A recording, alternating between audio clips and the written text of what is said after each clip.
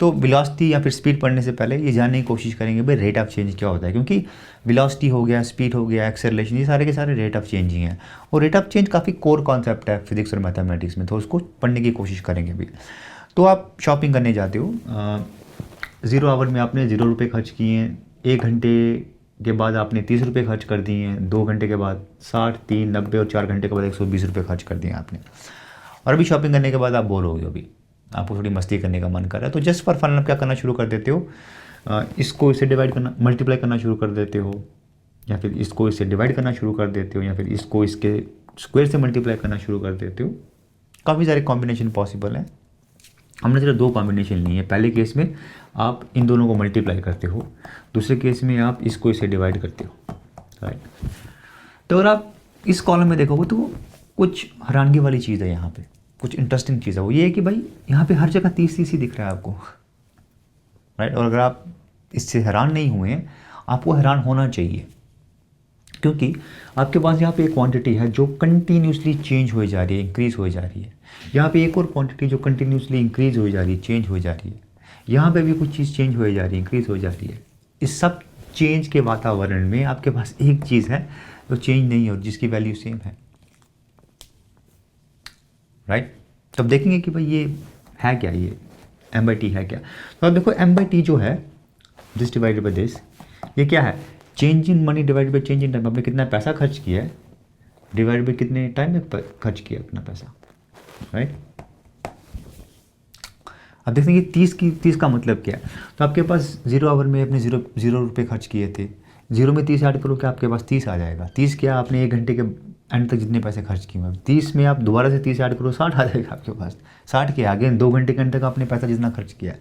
तो लगता है यार ये 30 जो है ये आपको बता रहा है कि आपने हर घंटे में कितने रुपये खर्च कर रहे हो, या फिर कितनी तेज़ी से आप पैसे खर्च कर रहे हो।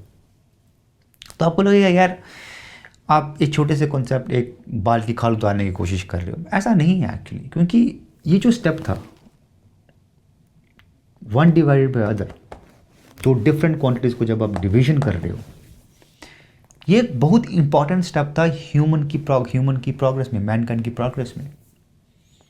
सदियों तक लोग डिफरेंट क्वांटिटीज़ को कंबाइन नहीं करते थे, जोड़ते नहीं थे किसी भी तरीके से। उनको डर लगता था, उनको समझ में नहीं आता था कैसे जोड़ें। फॉर एग्जांपल सदियों तक लोगों के पास स्पीड का कॉन्सेप्ट नहीं था। अगर लोगों को बोलना होता था कि भाई दोनों की सेम स्पीड से चल रहे हैं, तो ऐसा कुछ बोलते थे कि भाई distance d1 divided by distance d2 equal to t1/t2। जब फाइनली अपने को पता लगा यार हम 2 डिफरेंट क्वांटिटीज़ को जोड़ सकते हैं, किसी भी तरीके से जोड़ सकते हैं और नई क्वांटिटीज़ बना सकते हैं जो हमको यूज़फुल इन्फॉर्मेशन देता है, वो एक बहुत बड़ा स्टेप फॉरवर्ड था। फॉर एग्जाम्पल यहाँ पे अपने को इन्फॉर्मेशन मिल रही है 30, राइट। ये आपने को बताया था कि आप कितनी तेज़ी से पैसा खर्च कर रहे हो। अब अगर आपसे कोई पूछे बताओ भाई अगर आप ऐसे पैसा खर्च करते रहे 10 घंटे के बाद आपने कितना पैसा खर्च किया होगा, तो आप सिंपली इसको 10 से मल्टीप्लाई करो, 300 रुपये आ जाएगा आपके पास। तो आपके लिए यूज़फुल इन्फॉर्मेशन है, काम की इन्फॉर्मेशन आपके लिए, ठीक है। तो बहुत सारे तरीकों में से एक तरीका जिससे आप डिफरेंट अलग अलग मुख्तलिफ क्वांटिटीज़ को कंबाइन करते हो नई क्वांटिटीज़ बनाने के लिए, जो आपको कुछ यूज़फुल इन्फॉर्मेशन देता है, वो ऐसा है जिसमें आप चेंज इन दिस निकालते हो, इसको डिवाइड करते हो कि इसमें कितना चेंज हो रहा है, जो आपको बताएगा कि ये कितनी तेज़ी से चेंज हो रहा है इसके मुकाबले में, राइट। और जो नया क्वांटिटी आपके पास आती है उसको हम रेट ऑफ चेंज बोलते हैं, ठीक है। तो एक बात दिमाग में बैठा लो कि भाई जब भी कोई चीज़ चेंज हो रही है उसका आप रेट ऑफ चेंज निकाल पाओगे, राइट। और आप फ्यूचर में किसी भी फील्ड में जाओगे, कोई भी प्रोफेशन करोगे आप, वहाँ पे आपको रेट ऑफ चेंज मिलेगा। ये बात अलग है कि वहाँ पे उसको किसी और नाम से जानते होंगे। फॉर एग्जांपल कल को आप बैंक की नौकरी करते हो तो वहाँ जो इंटरेस्ट रेट होता है वो रेट ऑफ चेंज ही होता है। Speed, download speed, steepness, slope, ये सारे के सारे रेट ऑफ चेंज है, ठीक है। तो अगर चीज़ें यहीं पर रुक जाती तो कोई मुश्किल नहीं था। यानी कि अगर आप जब भी change in 1 divided by change in second निकालते तो आपको कांस्टेंट नंबर आता है इसकी तरह 30, तो आपकी स्टूडेंट लाइफ में इतनी दिक्कत नहीं होती, मुश्किल नहीं होती, रातों की नींदें हराम नहीं होती। लेकिन प्रॉब्लम यह है कि ऐसा नहीं होता है। कहानी में छोटा सा ट्विस्ट है, विलन है कहानी में। वो ये है कि जब चीज़ें चेंज होती हैं, थिंग्स डोंट चेंज यूनिफॉर्मली, चीज़ें यूनिफॉर्मली चेंज नहीं होती। कभी आपने ऐसे पैसा खर्च किया कि हर घंटा 30 रुपये खर्च करोगे? नहीं, ऐसा नहीं होता। आप 30 रुपये खर्च करोगे पहले घंटे में, शायद दूसरे घंटे में 40 खर्च करोगे, तीसरे में 55 खर्च करोगे, चौथे में 25 खर्च करोगे और किसी और तरह से खर्च करोगे। तो चीज़ें यूनिफॉर्मली चेंज नहीं होती। तो अगर आप यूनिफॉर्मली चीज़ें चेंज नहीं हो रही, जब आप रेट ऑफ चेंज निकाल रहे हो, तो आप चाहोगे कि किसी एक पॉइंट पे कितनी तेज़ी से कोई चीज़ चेंज कर रही है मैं वो निकाल पाऊँ, और वहीं यहाँ पर डेरिवेटिव आता है या फिर इंस्टेंटेनियस रेट ऑफ चेंज आता है, राइट। ये आपका रेट ऑफ चेंज बेचारा खुद ही चेंज कर रहा है। जैसे हमने बोला था यहाँ पे कोई भी चीज़ चेंज करती है तो उसका आप रेट ऑफ चेंज निकाल सकते हो, तो इस बेचारे रेट ऑफ चेंज का भी मैं रेट ऑफ चेंज निकाल सकता हूँ, जो सेकंड डेरिवेटिव होता है। अगर आपको ये रेट ऑफ चेंज दिया गया है तो आप निकाल सकते हैं कि कितनी मनी स्पेंड किया होगा, वो इंटीग्रल का कॉन्सेप्ट यूज होता है वहाँ पे। तो ये सब चेंज ही है एक्चुअली। कहने का मतलब ये है कि भाई नेचर में चीज़ें चेंज करती हैं, और जब वो चेंज करती हैं तो यूनिफॉर्मली चेंज नहीं करती। अगर आपको पर्सनल लाइफ में शांति चाहिए, स्टूडेंट लाइफ में शांति चाहिए, तो आपको चेंज को हैंडल करना आना चाहिए। पर्सनल लाइफ में आप चेंज को हैंडल कैसे करते हो उस पर कमेंट तो कर नहीं सकता मैं, लेकिन स्टूडेंट लाइफ में अगर आपको अच्छी तरह से चेंज को हैंडल करना सीखने का, ग्रास्प करने का है, तो आपको रेट ऑफ चेंज का कॉन्सेप्ट अच्छी तरह से समझना पड़ेगा। अगर आपको एक बार वो समझ में आ गया तो आपकी स्टूडेंट लाइफ काफ़ी ईजी हो जाएगी, ठीक है। तो अभी देखेंगे कि वेलोसिटी क्या होता है। तो वेलोसिटी एक तरह का रेट ऑफ चेंज है, लेकिन है रेट ऑफ चेंज ही, और वेलोसिटी ऑलमोस्ट आपका स्पीड की तरह होता है, बस एक ही डिफरेंस है। इसलिए आपसे रिक्वेस्ट करूंगा, दरख्वास्त करूंगा कि जो हमने स्पीड पे वीडियो किया उसको थोड़ा ढंग से देखें एक बार आप, क्योंकि वहाँ पे मैंने कोशिश किया कि आपको स्पीड के बारे में कुछ बताऊँ, इंस्टेंटेनियस स्पीड के बारे में बताऊँ, और वो कॉन्सेप्ट मैं यहाँ पे दोबारा रिपीट नहीं करूँगा, तो प्लीज़ उसको आप देखिए। तो जैसे मैंने बोला कि वेलोसिटी जो होता है वो ऑलमोस्ट स्पीड की तरह ही होता है, बस एक ही डिफरेंस है। वो डिफरेंस ये है कि अपने पास अभी डायरेक्शन भी होती है, यानी दिशा भी होती है।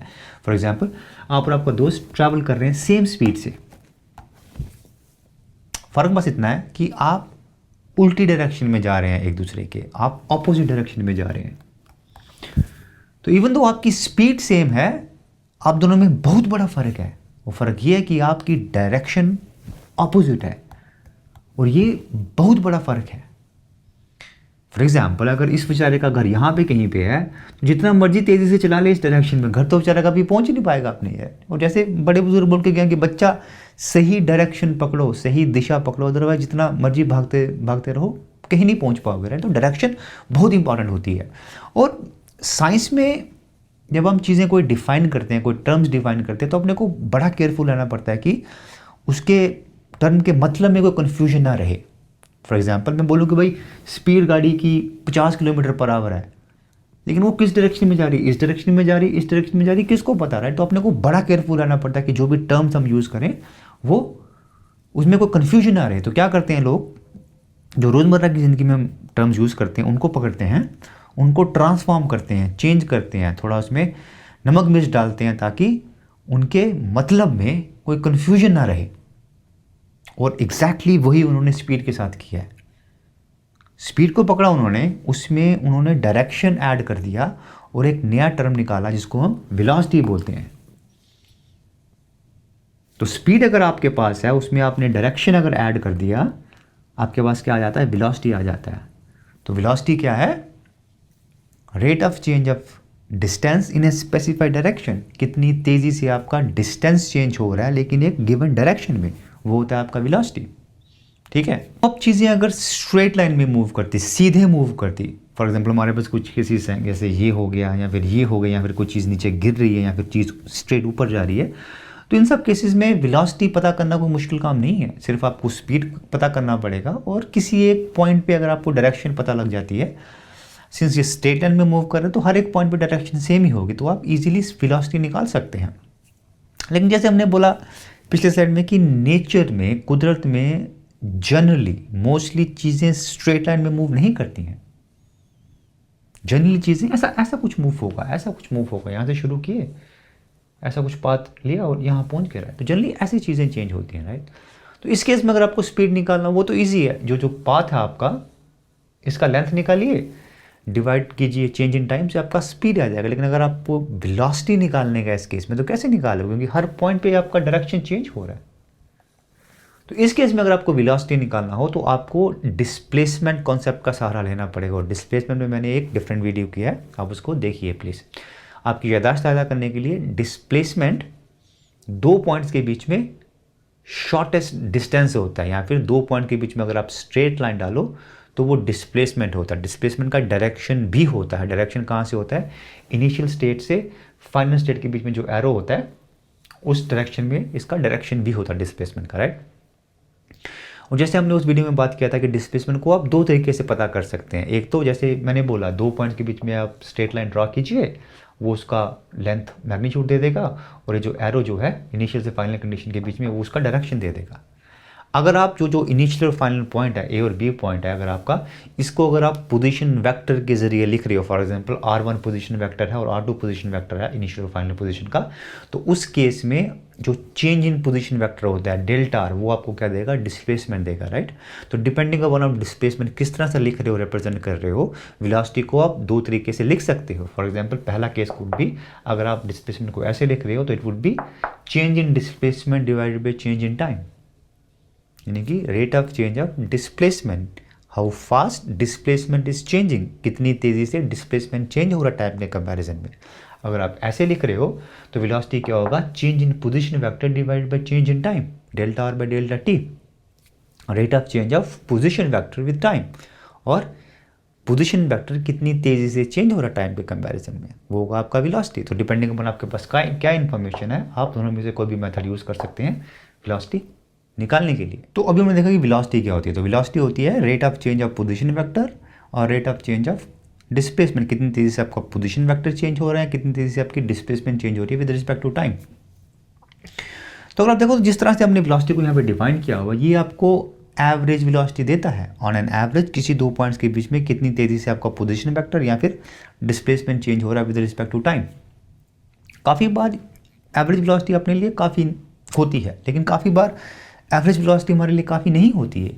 हम चाहते हैं पता करना कि भाई किसी एक इंस्टेंट में, किसी एक क्षण, किसी एक पल में वेलोसिटी क्या है, उसको बोलते हैं इंस्टेंटेनियस वेलोसिटी।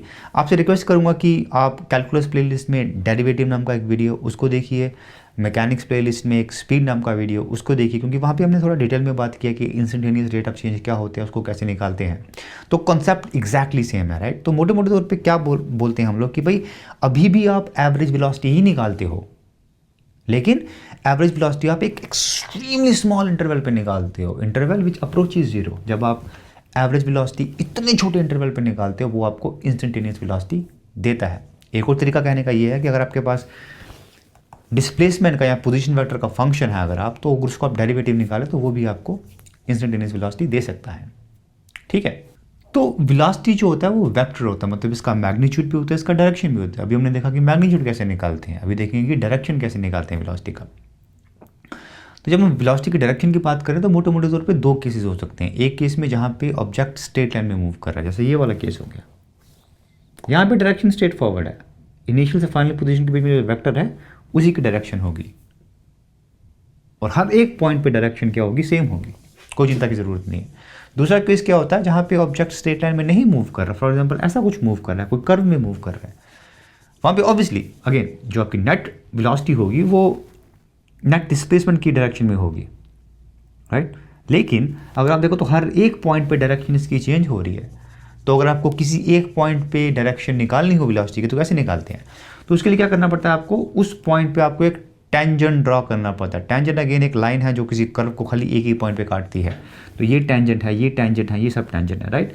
तो आप क्या करो, एक लाइन ड्रॉ करो जो उस कर्व को एक ही पॉइंट पे काटती है। तो उस पॉइंट पे जो टेंजेंट की डायरेक्शन होगी वही होगी उस पॉइंट पे वेलोसिटी की डायरेक्शन, राइट। अब अगर आप इस टेंजेंट का स्लोप निकालो तो उसके बीच में और इंस्टेंटेनियस वेलोसिटी के बीच में एक बड़ा इंटरेस्टिंग सा मजेदार सा रिश्ता है, और आपसे रिक्वेस्ट करूंगा कि आप स्पीड वीडियो में जाके देखिए, कॉन्सेप्ट बिल्कुल सेम है, ठीक है।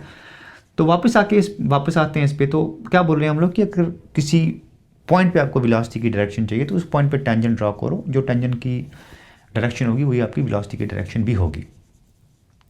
तो अगर आप देखो जब भी वेलोसिटी चेंज करती है, चाहे मैग्नीट्यूड में चेंज करे या फिर वो डायरेक्शन में चेंज करे, हमेशा एक फोर्स होती है उसके पीछे, फोर्स रिस्पॉन्सिबल होती है वो।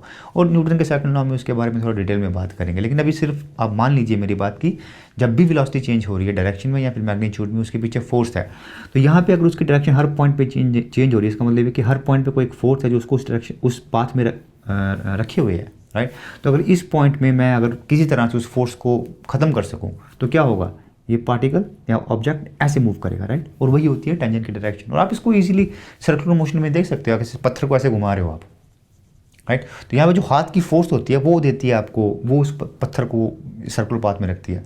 तो अब अगर मैं बस ऐसे छोड़ दूँ इसको, तो जो पत्थर होगा वो ऐसे जाएगा, ऐसे ऐसे किसी भी पॉइंट पे, राइट। तो इससे आप क्लियरली देख सकते हो कि भाई किसी भी पॉइंट पे वेलोसिटी की डायरेक्शन क्या होती है, टेंजेंट होती है उस पॉइंट पे, टेंजेंट की जो डायरेक्शन होती है वही होती है, ठीक है।